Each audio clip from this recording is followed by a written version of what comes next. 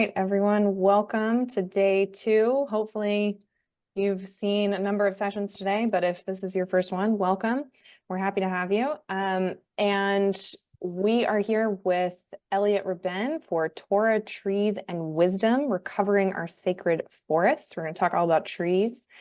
And in the interest of time, I'm just going to turn it right over, Elliott, to you. Thank you so much, Hannah, and I'm really honored to be here. It's great to see some wonderful people I work with in a volunteer and professional basis. I'll just kind of talk a little bit about my my commitment to climate action. I am recently a longtime member of Jewish Earth Alliance, recently appointed to be on the steering committee. And I really honored and thrilled to work with Adama to get Jewish day schools to try to undertake, think deeply about climate change and how they can take action as well. So delighted to be here. So I'll just I'll jump in. If anyone has a question or wants to speak, I will. I'd be happy to hear your thoughts or questions along the way. Otherwise, I'll just chug along.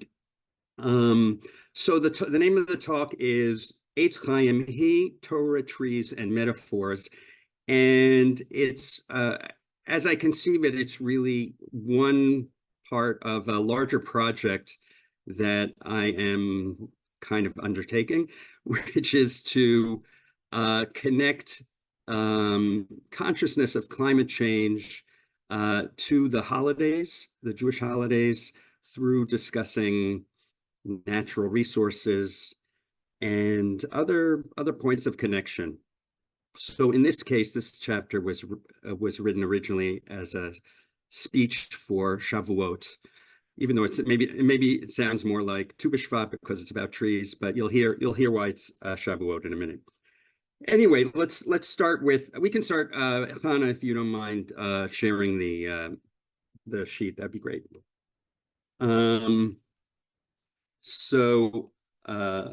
Great, thank you.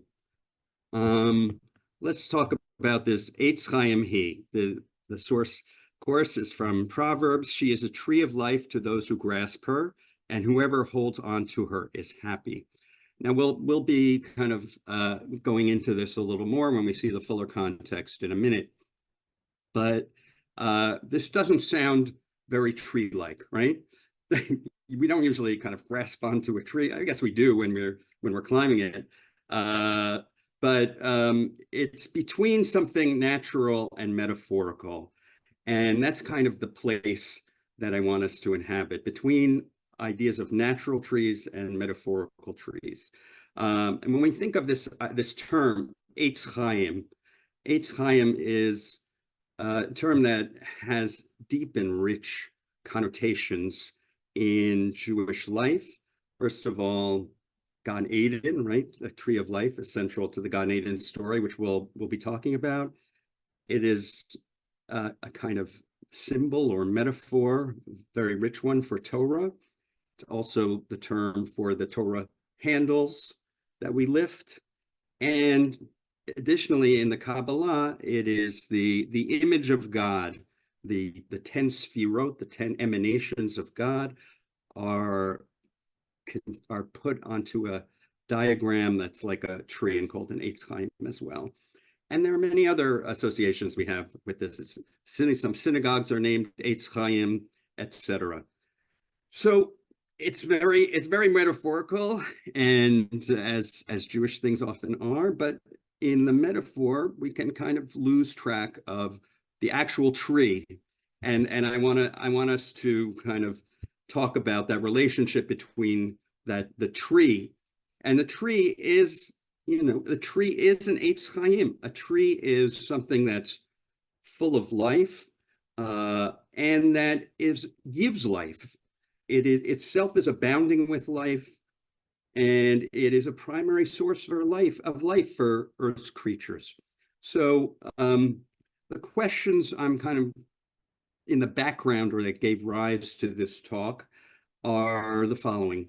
What's the relationship between trees as physical creatures and as metaphorical nodes in our culture?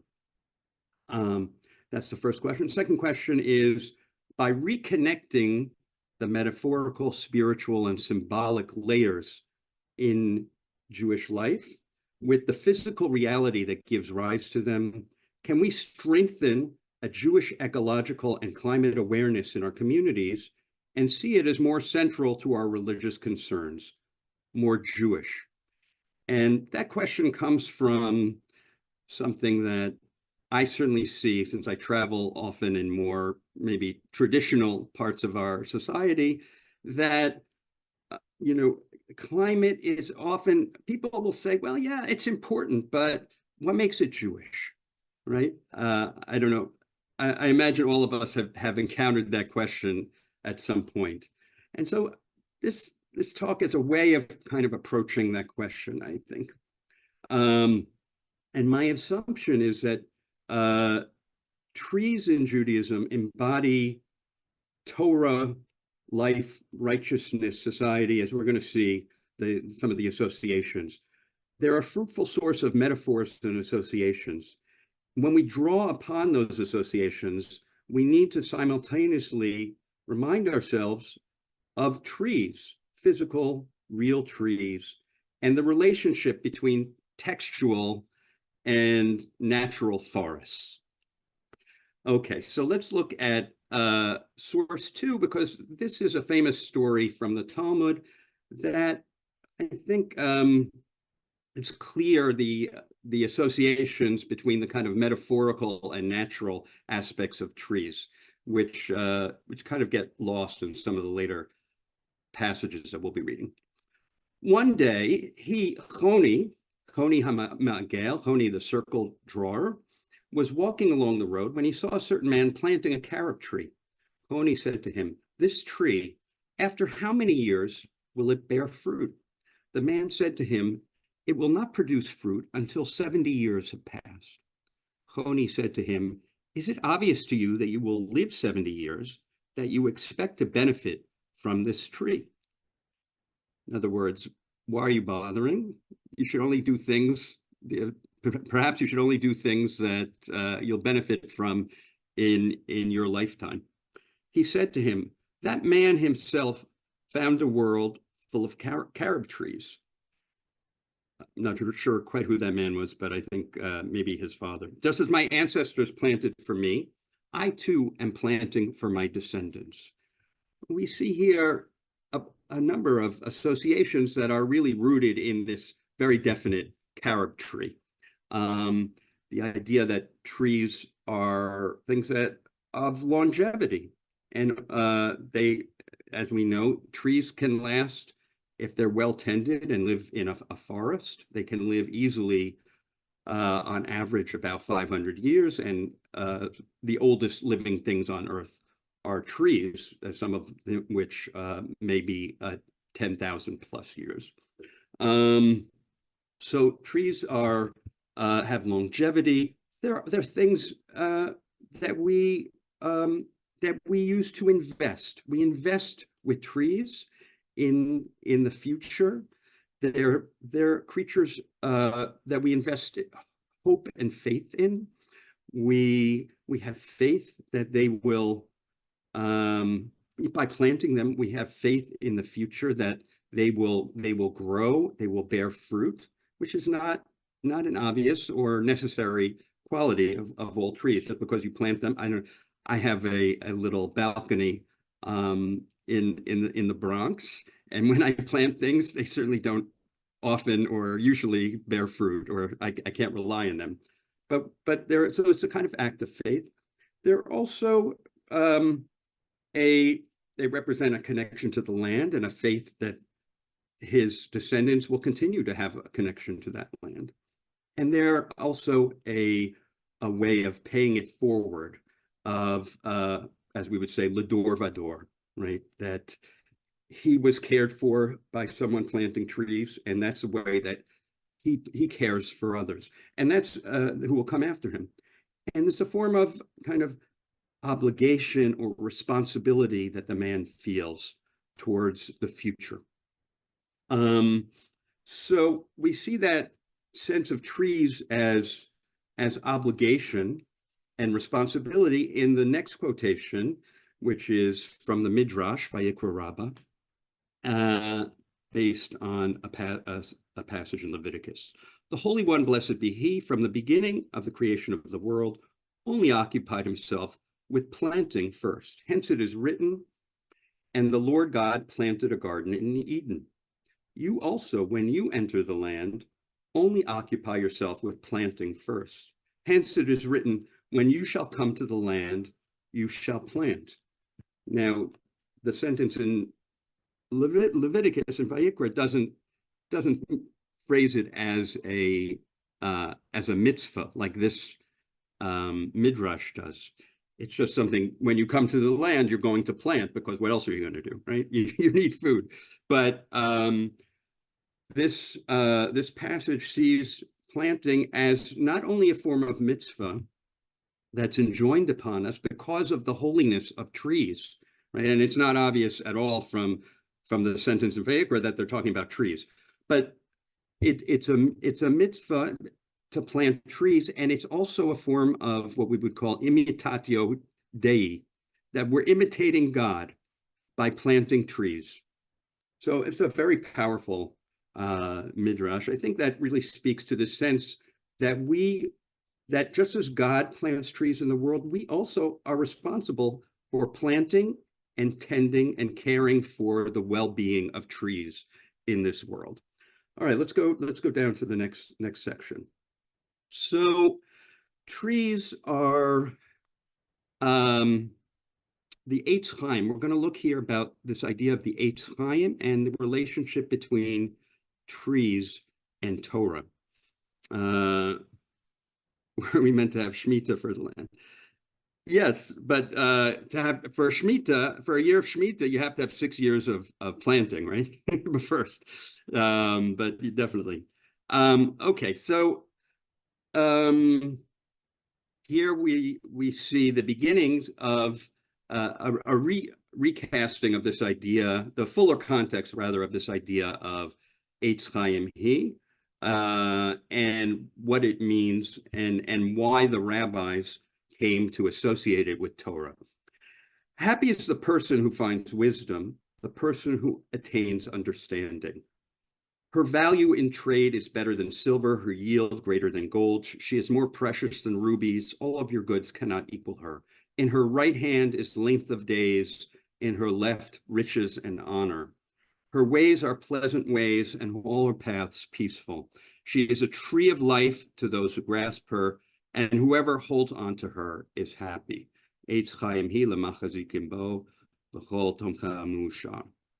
So here, this idea, we don't have the word Torah yet, right? But the tree of life is compared to something called wisdom. And this passage from Proverbs, for those of you who are familiar with this idea of wisdom, which is a key term in the book of Proverbs, is derived from an Egyptian goddess. I think her name was Ma'at, and who was this idea of a consort of God at creation, who embodied wisdom.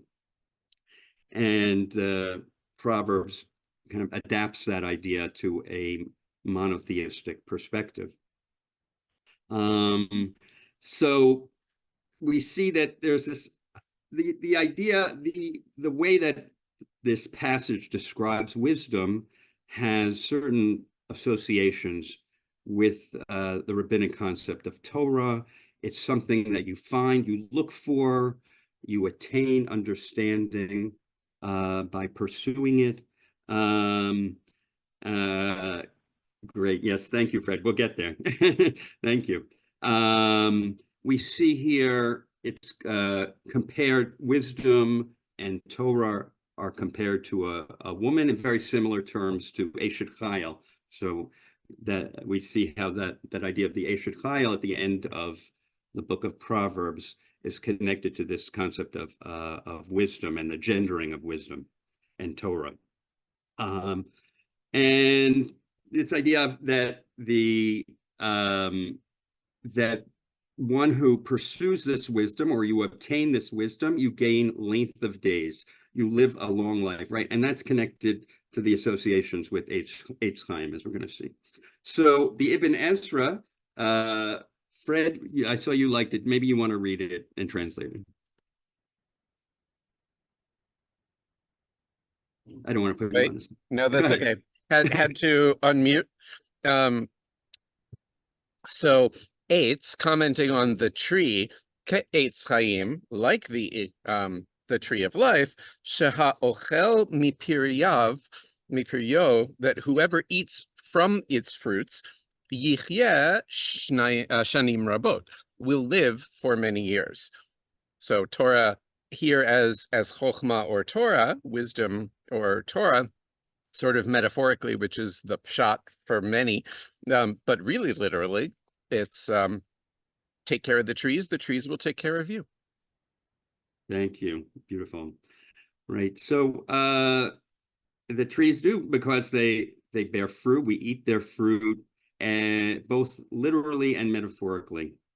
Okay, let's move on to number 5 now. And here we see back in Genesis, we see the development of the idea of trees as kind of shaping, pointing us to eventually this idea of trees and Torah being aligned.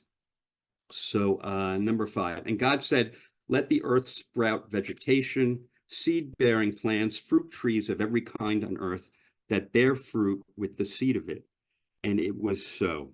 So this is a first description of trees.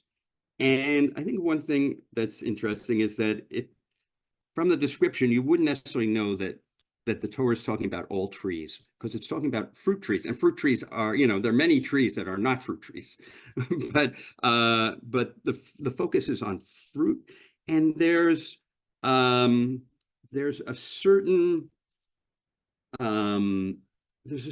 mystery, I would say, a mysterious power about these fruit. They are fruit trees, they bear fruit, and they contain within them they have within them these fruit, they're fructifying, right? They have seeds that will produce new fruit. They're kind of like an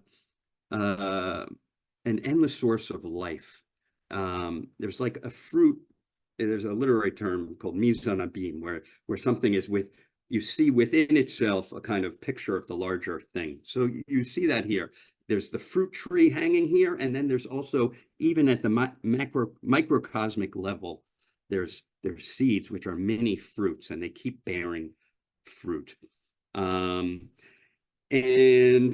so we also see here a comparison of the fruit trees and the grass as similar kinds of creatures, both of them seed-bearing vegetation. So keep that in the back of your heads as we look at some of the later verses. Okay, let's go down. Number 6. Here we see a new wrinkle to the Torah's picture of trees. And from the ground, the Lord God caused to grow every tree that was pleasing, nechmad, to the sight and good for food, tov, with the tree of life in the middle of the garden and the tree of knowledge of good and bad. So there are many things to unpack here. First of all, the picture of the fruit tree. The fruit tree there's something appealing about it. There's something that draws your eyes to it, right? A seductive quality, as well as being food. It's something that nourishes life, and it's also available. If we think of the Garden of Eden as a kind of idealization of a foraging way of life, it's available for the taking. I think one interesting thing is that now we have this term tree of life and tree of knowledge of good and bad. Previously, we only saw species that were mentioned in generic terms or whole kind of families of creatures. And now we get a specific tree, something. It's not a kind of tree that we're familiar with in life, but it's not the generic anymore. There's these specific trees, and these trees are endowed with extra power. And I also want to focus on this term, the middle of the garden. So what does that tell us? First of all, these trees, there's something central about them. They're of central importance to the story, to the world. There's also, I would connect this idea of them being in the middle to Mircea Elliott's discussion of the idea of the axis mundi, that because they're in the middle, there's a connection between the tree and God, that there's a kind of linear connection, that the trees keep going up, and God comes down, like in Michelangelo. Instead of touching Adam, he's touching the tree. Also, one more feature of being in the middle. If you're in the middle of a forest, or middle of a garden, it's dark. It's hard to find, right? And this is going to come up again at the end of the story. But I'm connecting that here with Dante, who says, in the middle of the journey of our life, I found myself within a forest dark, where the straightforward pathway had been lost. So these trees, being in the middle, there's something dangerous. It's hard to find your way in or out. Okay. Let's look at now source 7. Okay. And the Lord God commanded the man, saying, of every tree in the garden you are free to eat, but as for the tree of knowledge of good and bad, you must not eat, for as soon as you eat of it, you shall die.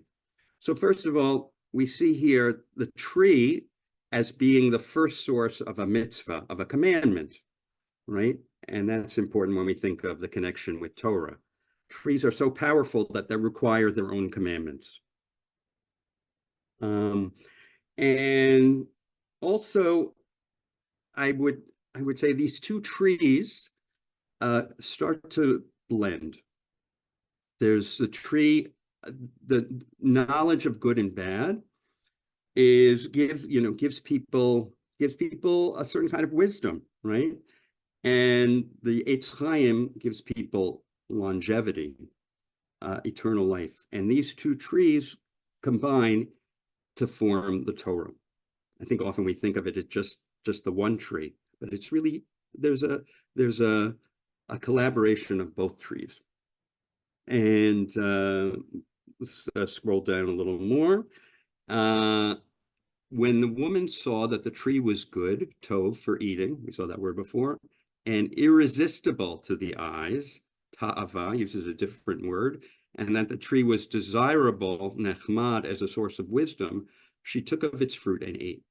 So here, the language ratchets up the appeal, the seductiveness of this tree, specifically to sight. You can think of like a cartoon with the eyes popping out.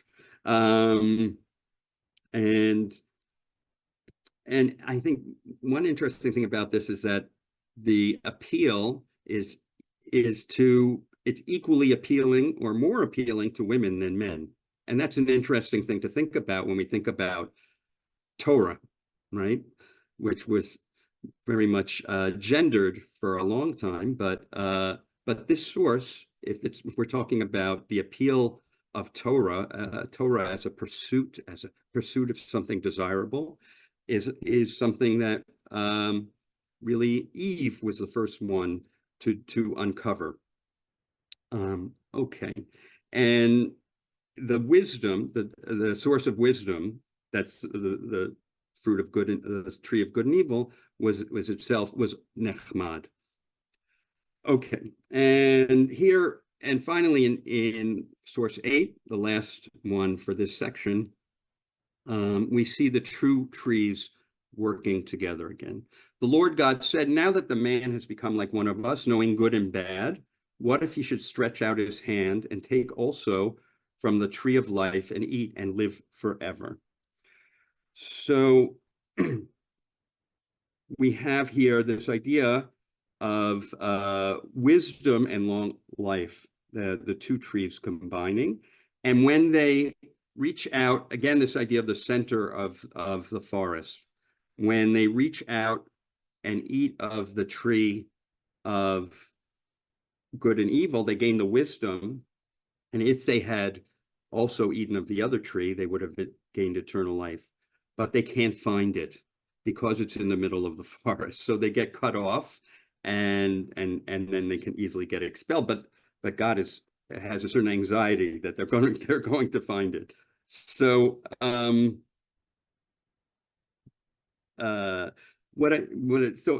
just kind of summing up this section, we see abundant comparisons and parallels between trees and Torah. They both give wisdom and knowledge. People are seduced by their beauty to view, pursue, and eat or learn from them. They are both sources of mitzvot. They both promise longevity or eternal life. And transgression of both brings death. Eating of the fruit of the tree of good and bad. And if we think of, for example, the story of Nadav and Avihu, which we read just a couple of parshiot ago, their transgression, whatever that was, brought death. And also the trees have a tremendous fecundity and mysterious power that is similar to the way that the rabbis conceived of Torah. Okay, that's one section, maybe the most interesting. Now we're going to look at a few other metaphorical associations that the Torah has for trees.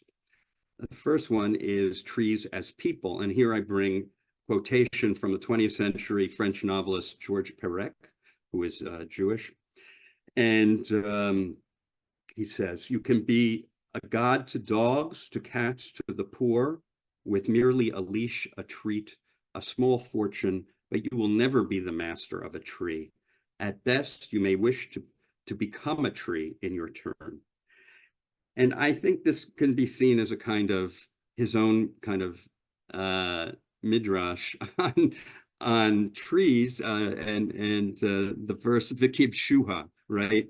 That we can, maybe human beings can conquer or subdue or turn to our will many other parts of the earth, but we'll never do that for trees. And I think there's something to that in the Torah's portrayal of trees as well. But we certainly see that one of the main kind of metaphors for people in the Torah is trees, and perhaps none more famously than the verse from Psalms here. The righteous bloom like a date palm, they thrive like a cedar in Lebanon. We'll see many references to cedar of Lebanon, which I think it's the main tree of the Torah. Planted in the house of the Lord, they flourish in the courts of our God. In old age, they still produce fruit. They are full of sap and freshness, attesting that the Lord is upright, my rock, in whom there is no wrong. So there's this wonderful, elaboration of the metaphor between the righteous and a tall tree. And we see here so many different verbs about trees that are used as in this metaphor. They bloom, they thrive, they are planted, they flourish, they bear fruit, they contain sap and freshness. And we also see that they're planted in God's court. and this is something we'll see over several times, that there's an idea that of favor, that God favors the righteous, just as God favors certain kind of trees, especially the cedar of Lebanon. And as well, we can say there's a kind of alignment between the ethical life and a spiritual life, that the righteous who live ethically also are spiritually close to God.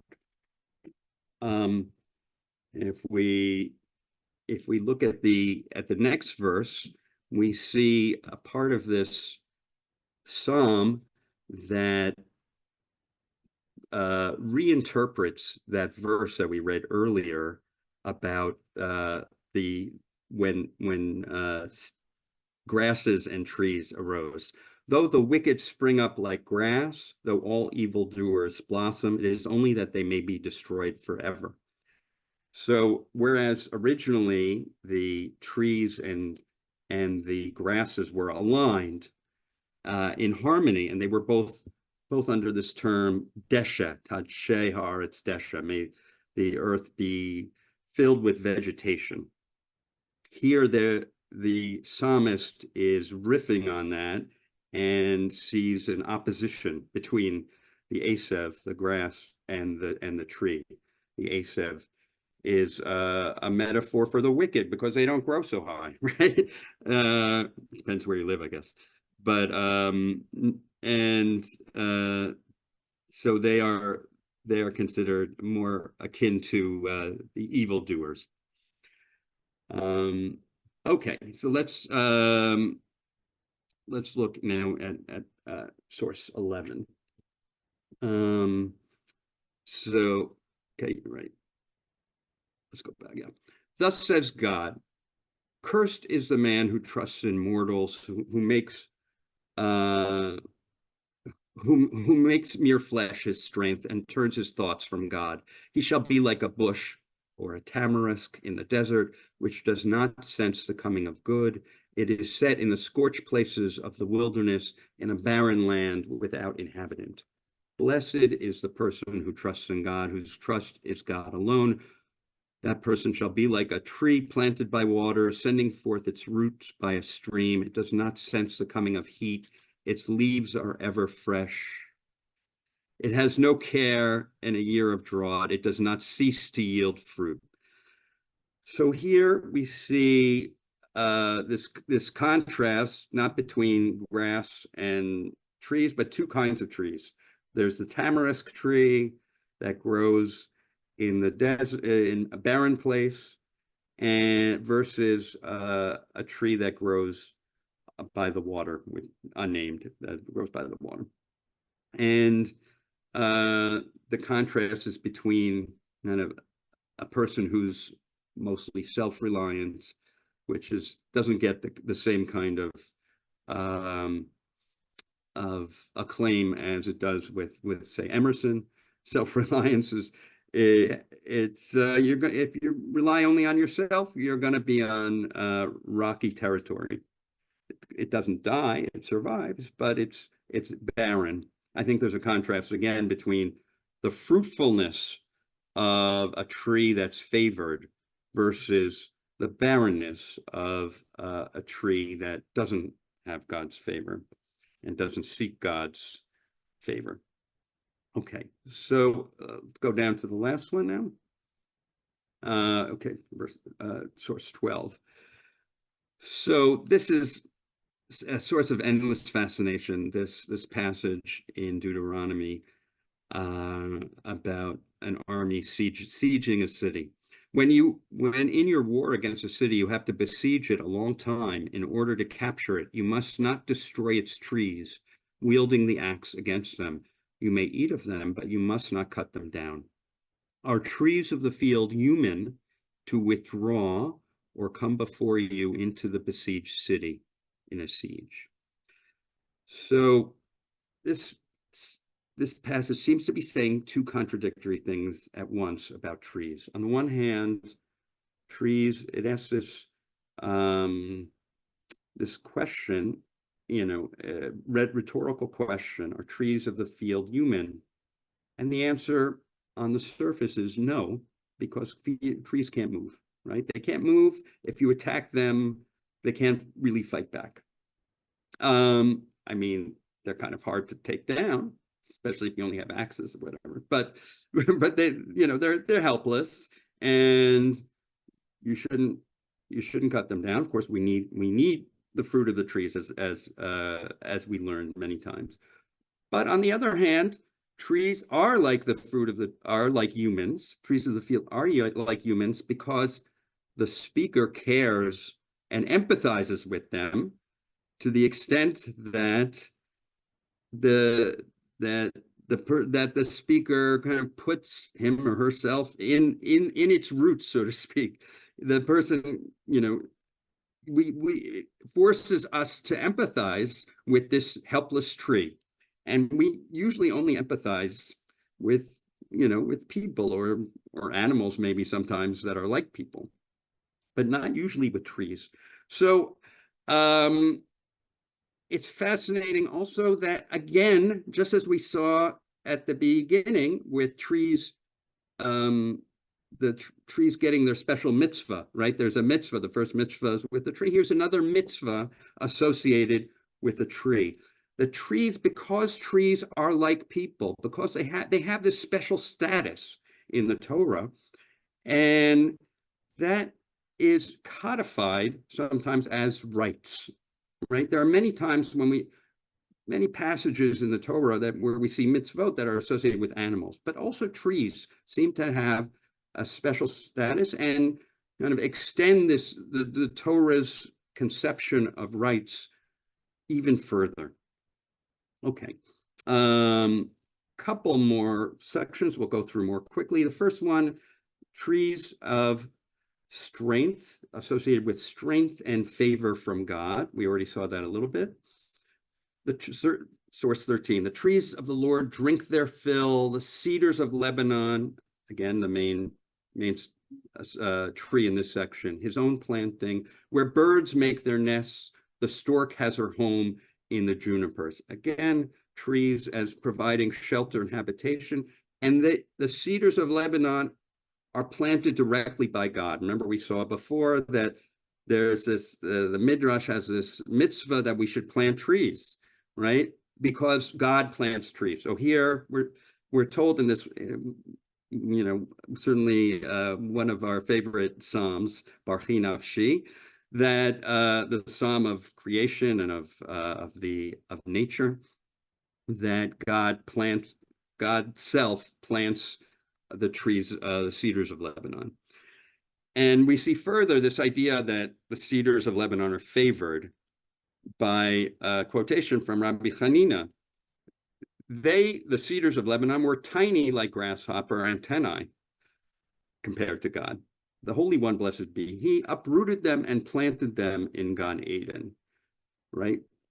So why are the cedars of Lebanon mentioned so many times in the Torah, which doesn't take place in Lebanon for the most part? It's because these were really special trees, and God planted them in Gan Eden, and then, as we'll see, they're also planted in Israel. They're brought to Israel many times. Thank you, Bob. Okay, let's look at the next one, number 15. Great. Solomon sent this message to Hiram, king of Tyre. Please give orders for the cedars to be cut for me in the Lebanon forest. So Hiram sent word to Solomon, I have your message. I will supply all the cedar and cypress logs you require. So Solomon also values the cedars, and they are the main building material for the temple in Jerusalem, for his castle and also for the temple. So cedars, we see, are they're valued for their strength, for their endurance, and because they are considered to be God's favorite. They're considered to be one of the tallest trees that were known in that area, and considered something divine about them. Okay. So because of their power, though, that leaves them vulnerable as well. And we see that in source 16. The voice, which we also read Friday night. The voice of the Lord is power. The voice of the Lord is majesty. The voice of the Lord breaks cedars. The Lord shatters the cedars of Lebanon. Because they're so powerful, they're also a good symbol of arrogance, and ultimately even God's voice. God only needs God's voice to break them, to show that really they are nothing. They're like the grasshopper's antennae in the previous source. Okay, now number 17 and 18. We have comparisons that draw out this idea of the cedars as arrogant people, symbols for arrogant people. So in 17, God casts down the proud and arrogant, and again, it's the cedars who represent them and who get attacked by God. In 18, it's not an individual person, but it's an entire country, Assyria, a community that's become, just as an individual can become haughty and arrogant, so can a society. And so Assyria, it was beautiful. It was beautiful like the cedar of Lebanon, but like the cedar, it also had its height and power got to its head, so to speak. And so God overturns the cedar, overturns Assyria. Let's go down, scroll down a little more. Okay, so here we have Isaiah gives us another turn to this idea.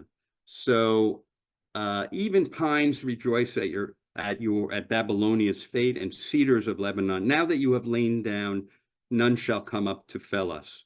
Right. So whereas in the previous sources, God struck down the trees as symbols of striking down these people. Here, that's kind of in the background, and God doesn't have to strike down the trees anymore because the trees are laughing that Babylonia was struck down, and they're still standing. Okay, and finally, it just shows the kind of poetic creativity and indulgence in metaphor that we see so often in the Psalms and in the prophets.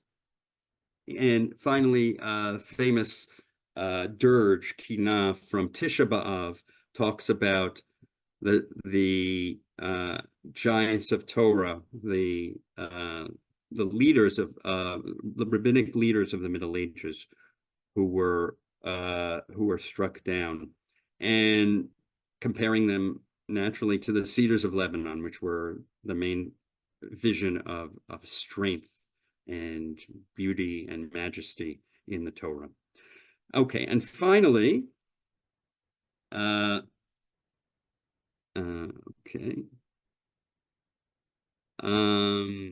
Good. Maybe Fred, you could talk about that at the end. Okay, trees. Here's some. I don't want to go over, so I won't read them. But there's a famous story of Aaron and the other as the chief of the Levites and the other tribes, and they're wondering who should have leadership and authority among the tribes. And so they use a staff like trees. They take each one takes its little tree and plants it and waits to see what happens overnight. And Aaron's staff blooms and the others don't.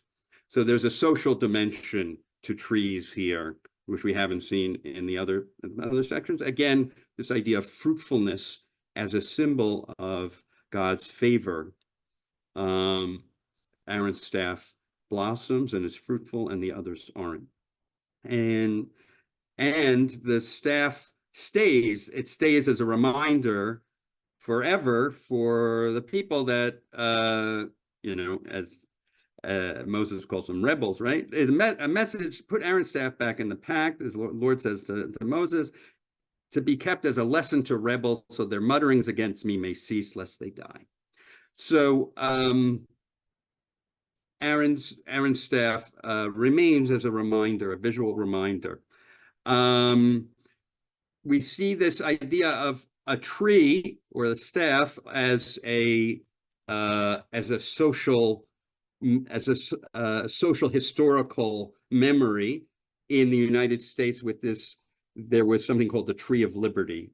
The elm was formally recognized as a symbol of public protest the month after the Anti-Stamp Act riot. That day, the Boston Sons of Liberty, a group of leading patriots, including Samuel Adams and Paul Revere, affixed a copper plate, to the mighty tree at Deacon Elliott's house that read "Tree of Liberty." The cause of liberty suddenly had an icon. So trees can have historical and social associations as well. Let's scroll down. And here we have this image, this magnificent image of trees as social creatures in Psalm 96. Let the heavens rejoice and the earth exult. Let the sea and all within it thunder, the fields and everything in them exult. Then shall all the trees of the forest shout for joy at the presence of the Lord. For God is coming to rule the earth. God will rule the world justly and its people in faithfulness. And anybody who's kind of been in a forest and heard the wind rustling through the leaves, I think can get a sense of this image of the forest as a choir singing to God. It's really one of many, but really one of my favorite passages in the whole Tanakh. And verse 23, which I don't have time to read now, talks about, is from this famous, much beloved book, The Hidden Life of Trees by Peter Wohlleben, which talks about trees as social creatures. So I'm gonna end just by reading the ending of my chapter and kind of trying to tie it all together. You can take off the share screen now, Hannah. The Torah embellishes the natural endowments of trees to emphasize their importance and shape our feelings towards them. Biblical trees are supreme in their might and heft, towering over the landscape, and like the Tower of Babel, approaching God in the heavens. They remind us humans of ourselves in relation to other species. Through their capaciousness and fruitfulness, they attract life, shelter life, feed life. Their life-giving powers are mysterious and vast, an apt analog of the Torah's spiritual powers. Their enormous age reminds us of the rewards that God bestows upon the righteous. At times, they teach their lessons as an individual tower, while at other times we see them as a society, a choir that acts in harmony. In all of these aspects, the Torah depicts trees as essential companions that humans cannot take for granted. There are even mitzvot, commandments specific for trees. We must plant them when we enter the land of Israel. We are not allowed to destroy fruit trees in war. The tree of life is both a metaphor and a reality. Moreover, its power as a spiritual metaphor derives from the natural power of earthly trees. In an era when physical trees are diminished and imperiled, the spiritual tree of life, the Torah, is similarly lessened, I would argue. Earthly and divine trees are intertwined. We must tend to both in this garden that God has planted. Thank you so much. That was right on time. I know that there's some great conversation in the chat. Do you want to share an email address or a way that people could follow up with you if that's something they'd like to do? I don't want to put you on the spot with that. I would be honored. I'm writing it now.